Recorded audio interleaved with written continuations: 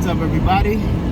I just want to make this quick video to kind of just get off my chest how I feel about my football team, the Giants. I've been a Giant fan since 1979, and been through a lot of ups and downs with the team. I was blessed enough to be at their very last Super Bowl where they won in Indianapolis. I will never forget it. My wife got me tickets last minute. She talked me into it.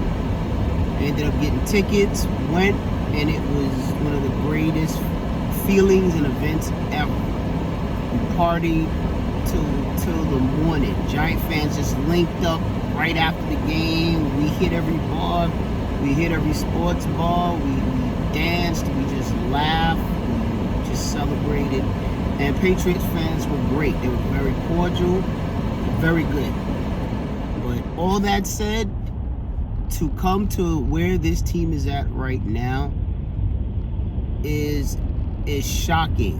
And the fact that the owner shares the last name of the same ownership that we had then, where the management, the brain trust, the GM was just on point. The drafts were solid. For us to be where we're at right now is absolutely disgraceful. And I wanted to say this real quick. What the Giants did with Saquon and Barkley, and I was pissed when they did it in the beginning, all of the rumors leading up to it, when they finally made the decision to lowball him, and when they finally put the nail in the coffin and refused to re-sign him, signed a journeyman quarterback, Daniel Jones, ahead of him, and let the MVP of the league and one of the greatest runners, he's probably going to go down as one of the greatest running backs of his generation. He's going to be up there when it's said and done. And a league MVP candidate is unconscionable. Those type of decisions and moves you never recover from. And he was the franchise player. For the Giants, they have this code of conduct nonsense where you have to be this perfect. I remember they did this with Odell. Oh, he needs to be a Giant kind of player, you know, upstanding citizen, and he has to be a Boy Scout. And I used to hear Giant fans, that was my boys, saying that, and media and the Giants organization put that off because they had Eli and they thought everybody had to be Eli, and it was such crap. Anybody that knows the Giants knows the greatest franchise player we've ever had, and one of the greatest arguable players in NFL history was the great Lawrence Taylor, LT. And he was no Boy Scout, not even close. Not even close. When we had Odell, the biggest problem we had was not necessarily Odell being just off the wall with things, but it was the Giants, again, not having enough pieces around to really make that team work. The defense has started to wane. The offensive line wasn't the best. There was a lot of other things that went into why we didn't win with Odell. It wasn't because of Odell's behavior, necessarily, man. But I want to fast forward to Barkley. Barkley checked all of those lists that they talk about. He was the media darling. He wanted to stay here. He never wanted to leave. He wanted to retire a Giant, and he loved Giant fans. The organization treated him like garbage. They signed a garbage quarterback who had one good season. It was really half a season to me, man. He had a good playoff game run, and that constituted this guy being signed long-term and letting go of the franchise. Unforgivable what they did. And now fast forward to the Eagles' playoff victory over the Rams this weekend, and Saquon dominating the game, taking the game over, doing what he does. You know what pissed me off the most too? I used to hear this argument in the media that really the Giant management funneled through media to get out there. Oh, it's the way of the NFL now. You don't sign running backs to long contracts. Well, guess what? He wasn't only our best running back. He was our best receiver off the team. He was our best receiver. He was our best playmaker. He was our best attention getter on offense. It just was one of the dumbest moves I think I've ever seen a franchise do. Let go of a franchise player in his prime that wants to stay here and is an MVP caliber candidate. Top 5 best player in the game. You don't recover from those type of moves. The drafting of Malik Neighbors is great, but think how better they'd be if they had Neighbors and Saquon and a comparable quarterback. Hell, they could have Jameis Winston there, man. Geno Smith. They can have someone plugged in there, man. And that's a playoff. That's not only a playoff team, but that's a team that, all putting it all together, could squeak to the second round, could win a wild card, and if they built correctly, could compete for a title. But it's for not. The Eagles are advancing. And with the Rams lost that game, but I also want to segue to this because I'm done with the Giants. The Giants will they're not going to recover from this move for the next, you mark my words, maybe the next 5 to 10 years. Sometimes when you show disloyalty, like the Knicks did with Patrick Ewing, when you get rid of your franchise player like that, you don't recover, man. You don't recover. You suffer for years. And a lot of times it's what a man sows, so shall he reap. That spiritual law in place. If you treat your franchise players like that, not only is it gonna hurt the team long run, but free agents aren't gonna want to come to your team. They seen how you treated the franchise player who wanted to be there. Why would you not treat me like that? But again, this management very stupid, very ignorant, very arrogant. So, we're gonna suffer, Giant fans. Sorry to say, I just praise Yah that I was at that Super Bowl. Pictures, video. I'm so thankful I was there to see that and witness that. Thank you, Eli.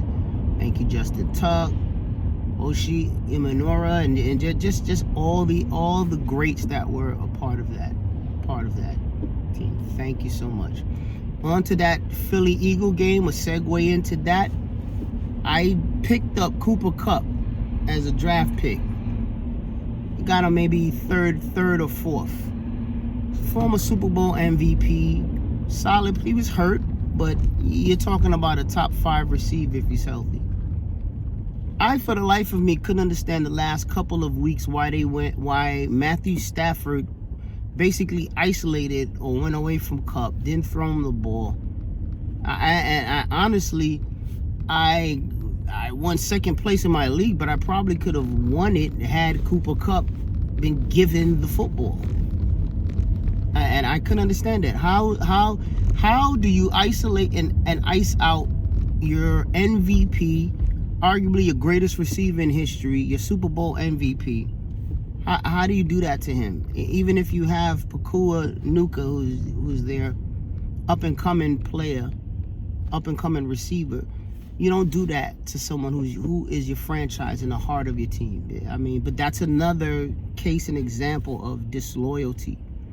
And honestly, they paid for it, man. Stafford is just a very confusing, all over the map quarterback, so, a lot of them losing that wasn't just Saquon, it wasn't just the Eagles playing solid football, but it was also the Rams just not having an identity all year. I mean, they were just ridiculous. They were all over the place, man. Kupp was the leading receiver. Then they iced him out. Then overpassed to Pakua. They were just all over the place, man. Karen Williams was there. Had a great season for them. But again, maybe I'm mad because he had him on my fantasy football team, but I'm also mad because I don't like to see franchise players treated like that. He was iced out the last 3-4 weeks, and he was healthy. And you don't do that to a franchise player. You don't let him go a game where he doesn't get a look, or 3 looks all game. That is despicable to do that to a franchise player that gave you the only Super Bowl you ever had. So, for the Rams, they got to get rid of Stafford or fire that offensive coach Fire that head coach on offense, or just clean house altogether. But that you have too many weapons for them to fall up as short as they did in that game. But yeah, moving on to, which is, it also leads me into something very similar with the Baltimore Ravens. Andrews, who was their quarterback, who was their tight end, star tight end, also for most of the year, man, for some reason, by Harbaugh was iced out of the offense.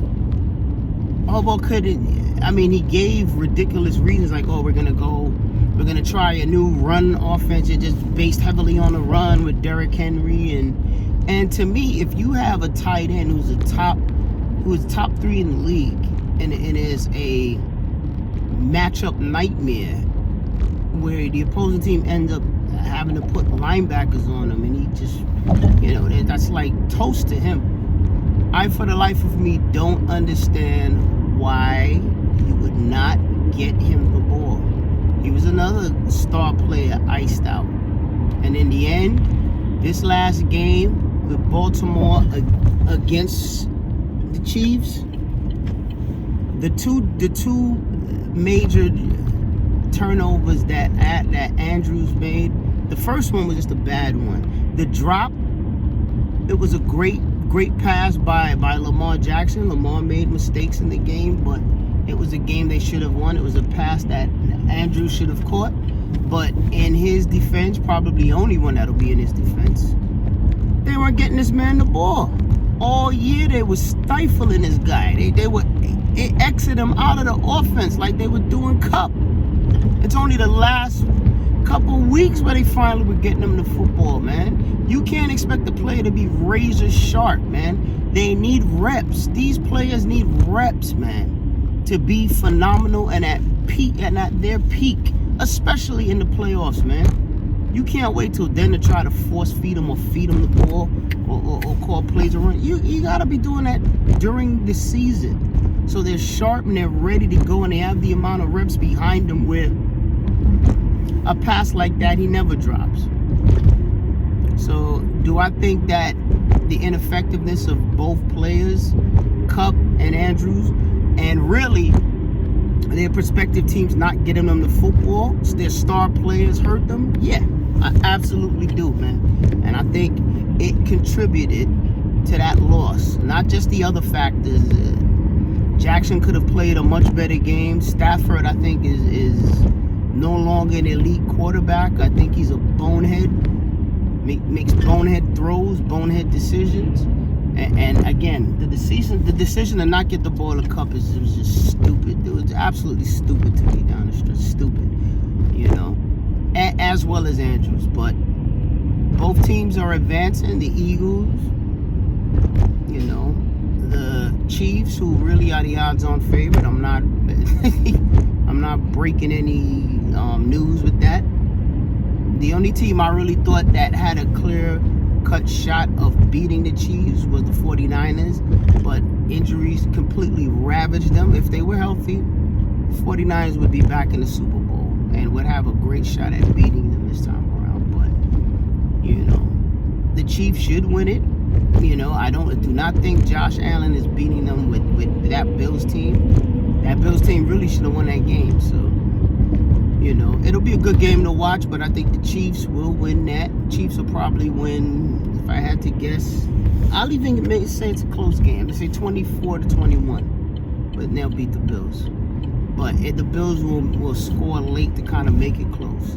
The Eagles against Washington. That game, Eagles win that game, man. And I think the Eagles win it, I would say Eagles will win it 31 to 24 over the Washington Guardians or Commanders. My bad, Washington Commanders. But again, Jaden Daniels, absolutely incredible, astonishing year for him. Anybody that drafted Jaden Daniels this year, phenomenal job by you guys. Yeah, I didn't have a clue he would be this good. So, give yourselves a round of applause. And it should be great football up this weekend. We'll see what happens. But those are my predictions, my thoughts. My football team is a joke, but nevertheless, they're my football team for life. But they are a complete joke. But like I said, you don't recover from that type of a decision. You just don't. So, all right, guys, just had to get that off my chest. You guys have a great day, and we will talk soon.